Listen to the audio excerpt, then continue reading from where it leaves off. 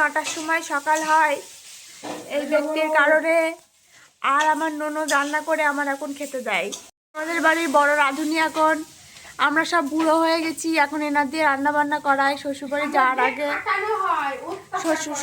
যাওয়ার আগে এনার দিয়ে কাজকর্ম করিয়ে নিচ্ছি এখন।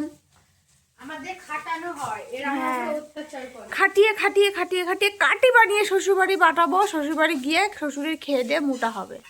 Hello guys, welcome back to my channel. তো কেমন আছে সবাই? আমি তো খুব ভালো আছি। ঠান্ডার মধ্যে কতটা ভালো আছি সেটা বুঝতেই পারছো।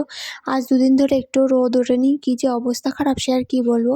তো সকাল সকাল স্নান করে নিয়েছি আর আমরা দুজন পিড়ার লেগে পড়েছি। আমার ননদের রেজাল্ট দেবে কিছুদিন পর, তার আগে ওকে দিয়ে ভালো করে রান্না করিয়ে নিচ্ছি, কারণ রেজাল্ট দেওয়ার পরে তো আর কিচেনের দিকে আসবে না। আমাদের কড়াটা দেখে প্লিজ কেউ কিছু মনে করবেন না, এটা আমাদের লোহার কড়া, ওই জন্য এরকম।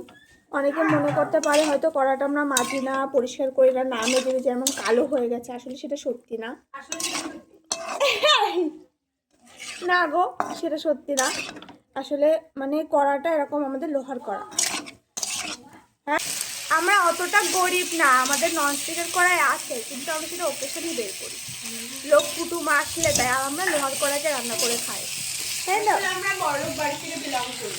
হ্যাঁ, আমরা আসলে কাটিপতি।